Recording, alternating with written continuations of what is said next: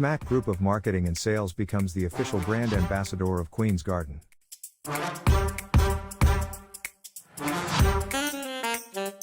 Pakistan's only leading organic honey.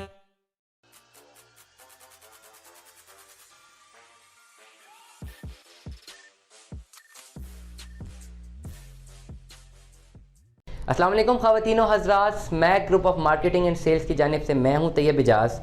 और एक Curie जो हमें अक्सर मौसूल होती है, आज मैंने सोचा मैं इस पर व्लॉग करूं। अक्सर लोग हमें रब्ता करते हैं और मुख्तलिफ प्रोजेक्ट्स के गिनवा देते हैं। ठीक है, नाम लेना मुनासिब नहीं है, लेकिन मकसद ये है जो लोगों को प्रॉब्लम्स फेस आ रही हैं, जो हमें रेगुलरली रब्ता करते हैं, हमें रेगुलरली वॉच करें, हमें रब्ता करते हैं, प्राइमरीली अपना इनपुट देते हैं, तो वो इनपुट जो है हमारे पास आता है, तो वो डेफिनेटली वो इनपुट बहुत सारे लोगों का और भी होता है, लेकिन अनफॉर्चुनेटली बहुत सारे लोग रब्ता नहीं कर पाते, अक्सर लोग नहीं करते, बात सुनते हैं, उनका इनपुट होता है लेकिन वो बात नहीं कम्युनिकेट करते। तो हमारे पास जो अक्सर इनपुट आता है, मैं उसके आउटपुट की सूरत में उसका जो रिजल्ट है या उसकी जो डिस्कशन है वो जनरेट करता हूँ इस यूट्यूब चैनल से, ताकि वो तमाम तर लोग जिनके भी जहन में सेम सवाल आते हैं, जिनको भी सेम मसाइल का सामना करना पड़ रहा है, वो जो है उनको उनका आंसर मिल जाए। तो this is the way for definitely doing a vlog. अक्सर लोग हमें रब्ता करते हैं, कोई अपनी क्यूरी देते हैं, वो क्यूरी मुझे लगता है कि और बहुत सारे लोगों की होगी, तो उनका नाम लिए बगैर डेफिनेटली उनका नाम नहीं लेना चाहिए, एथिक्स के मॉरल के ख़िलाफ़ है। लेकिन एक जो उनके साथ हुआ है वो ज़रूर एक्सप्लेन कर सकते हैं, डेफिनेटली हमारा राइट भी है, वो उनको भी बेहतर लगेगा और इस वजह से किसी और को भी अगर उसको इन्फॉर्मेशन मिल जाए, गाइडेंस मिल जाए और उनका भी बेहतरी हो जाए किसी और की भी, तो इससे अच्छी क्या बात हो सकती है। एक क्यूरी जो अक्सर आती है, अक्सर लोग हमें रब्ता करते हैं, बूफे लग जाता है हमारे आगे कि जी सर हमने बहुत सारी फ़ाइलें ली हुई हैं, इतनी फ़ाइलें न्यू मेट्रो में ले लीं, इतनी फ़ाइलें हमने ब्लू वर्ल्ड में ले लीं, इतनी फ़ाइलें हमने न्यू सिटी में ले लीं, इतनी फ़ाइलें हमने पता नहीं कैपिटल में ले लीं, इतनी लाहौर में ले लीं, तो अब 10-12 फ़ाइल्स हमारे पास हो गई हैं, हमारा तो पैसा डूब गया है जी, अब वो तो बिक नहीं रही, हम क्या करें? ये एक सवाल आता है।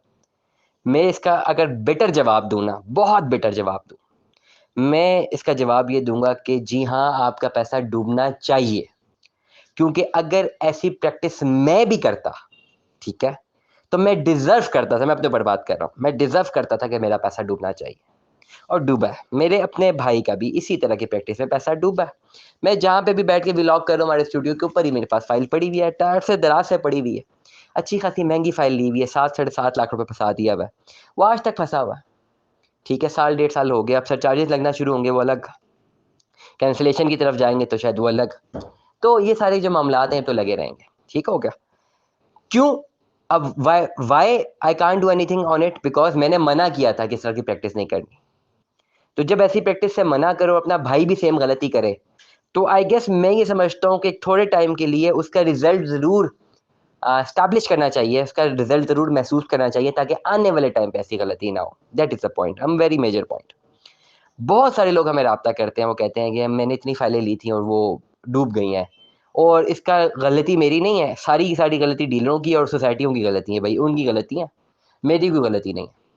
मैंने तो फाइलें लेके पैसा इन्वेस्ट कर लिया था, डीलरों की गलती है, उन्होंने लेके क्यों दी मुझे, उन्होंने कहा ही क्यों कि अच्छा प्रोजेक्ट है। भाई मेरे, जब आप खरीद रहे थे, क्या इतना पैसा आपके पास, अगर किसी की भी बात करो, बहुत सारी फाइलें लोग लेते हैं, तो एक आध करोड़ रुपए तो उनके पास होता ही है ना, तो 1 करोड़ रुपए अगर आपके पास है और आप लगा रहे हैं और आप ये कह रहे हैं कि यार डीलर की वजह से मैं फंस गया हूँ, तो आपने 1 करोड़ रुपए कमाया कैसे फिर? मैं अगर ये क्लेम मैं करूँ, चले मैं किसी और की बात नहीं करता, ये क्लेम मैं करता हूँ कि अल्लाह ना करे मेरा 1 करोड़ रुपए डीलर की वजह से गया, तो 1 करोड़ मैंने कमाया था, तो क्या मेरे में इतनी अकल नहीं थी कि मैंने 1 करोड़ रुपया कमा लिया है? तो मैं कमाना जब जानता हूँ 1 करोड़ रुपया, तो लगाना क्यों नहीं जानता? तो खर्च करना पहले सीखते हैं, कमाने से पहले, ठीक है ना? गाड़ी चलाने से पहले गाड़ी के मैकेनिक सीखते हैं, फिर गाड़ी चलाते हैं। कभी भी गाड़ी स्टार्ट करके शुरू नहीं हो जाए चलाना, पहले गाड़ी के मैकेनिक सीखते हैं सारी, ये गाड़ी चलती कैसे है। इसी तरह रियल एस्टेट में इन्वेस्टमेंट करने से पहले, फाइल इकोनॉमी को में इन्वेस्टमेंट करने से पहले फाइल इकोनॉमी को स्टडी करते हैं कि इसको कैसे ऑपरेट होती है। मैं ये नहीं कहता कि फाइलें फ्रॉड होती है, मैं कहता हूँ फाइलें बेहतरीन अपॉर्चुनिटी होती है आपकी टेंजिबल एसेट में कन्वर्जन के लिए, अगर आपके पास पैसे कम है और आप सब्र कर सकते हैं। ये दो चीज़ अगर आप में है ना, ये दो पिलर्स अगर आप में है, ये दो एंटिटीज़ हैं, ये दो एलिमेंट्स अगर आप में है, आप सब्र कर सकते हैं और आपके पास पैसे कम है, तो आप फाइल में जाते हैं, आप फाइल में इन्वेस्टमेंट करते हैं। यही मसला है, हमने भी ऐसी इन्वेस्टमेंट्स की हुई हैं जो 17 लाख 18 लाख में हो सकती थी, 22 लाख में हो सकती थी, लेकिन उस वक़्त फ़ाइल थी। उस वक़्त मैं भी काफ़ी लोगों की तरह सोचता था यार फ़ाइल फ्रॉड होती है। मैंने नहीं ली।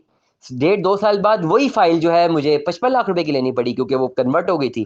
अगर बहुत पहले ले ली होती तो अच्छा खासा प्रॉफ़िट मैक्सिमाइज़ेशन हो सकती थी इस रियल एस्टेट के सेगमेंट से, और पैसा कमाना कोई बुरी बात नहीं है। That is the point, that is the point. तमाम तर लोग फाइल में इन्वेस्टमेंट ज़रूर करें, अच्छी अपॉर्चुनिटी होती है, लेकिन जो आप इन्वेस्टमेंट करते हैं वो इन्वेस्टमेंट लॉन्ग रन पे करें। अगर आप 1 करोड़ रुपए की कोई बुकिंग करवा रहे हैं और 10 लाख रुपया दे रहे हैं फाइल के अगेंस्ट, तो वो 10 लाख रुपए की फाइल नहीं है, वो 1 करोड़ रुपए की फाइल है। उसके बाद डेवलपमेंट चार्जेस भी होंगे, सरचार्जेस भी होंगे, टैक्सेशन भी होगी, पता नहीं क्या कुछ होगा। तो 1.25 करोड़ तक आपके पास होना चाहिए। आप आज की तारीख में अगर फैसला करते हैं कि आपके 5 सालों में 1.25 करोड़ जनरेट कर सकते हैं, तो आप उस एक फाइल में इन्वेस्टमेंट करें। लोगों के पास सिर्फ 1 करोड़ होता है, वो 10 फाइलों में इन्वेस्टमेंट कर देते हैं। 10 फाइलों के अगेंस्ट इन्वेस्टमेंट करने के जो एवज़ है, उनकी जो लायबिलिटी बन जाती है, वो 10 करोड़ की बन जाती है और उनके पास 1 करोड़ के अलावा कुछ और होता नहीं आगे पे करने के लिए। तो वो जो 1 करोड़ रुपया होता है, वो भी डूब जाता है। तो इस तरह की गलती करने से बेहतर है कि आप 1 करोड़ की बजाय 10 लाख इन्वेस्ट कर लें, वो 1 करोड़ आहिस्ता-आहिस्ता लेके जाएँ और 5-6 साल में रिटर्न लें। कभी भी 1 करोड़ सारा का सारा फाइलों में इन्वेस्ट करना और आगे पैसे ही ना हो। हाँ, अगर आपके पास 10-12 करोड़ रुपया है, करोड़ रुपए इनिशियल में इन्वेस्ट करें, 10-12 करोड़ रुपया, आने वाले टाइम पे अपनी किस्तें भरते रहें। जैसे ही आपको अच्छी डिमांड किसी भी फाइल की नज़र आए, आप भेज दें। File economy tangible asset conversion के लिए होती है। बहुत कम ऐसे प्रोजेक्ट्स होते हैं जिनकी फाइल जो है ट्रेडिंग में ऊपर-नीचे होके उनको इन्वेस्टमेंट में फ़ायदा हो जाता है। वो भी चंद लोगों को होता है, हमेशा हर एक को नहीं होता है और डीलर इन्वेस्टर को ज़्यादा होता है, आम आदमी को नहीं हो सकता। इसीलिए अगर आप समझते हैं कि आपकी फाइल आपने बहुत सारी फाइलें ले ली और अब एक भी नहीं बिक रही, वो क्यों नहीं बिक रही उसका आंसर मैं इस व्लॉग में दे चुका हूँ। दुआओं में याद रखिएगा। अपना बहुत सारा ख़्याल रखिएगा। Stay tune with us. अल्लाह हाफ़िज़।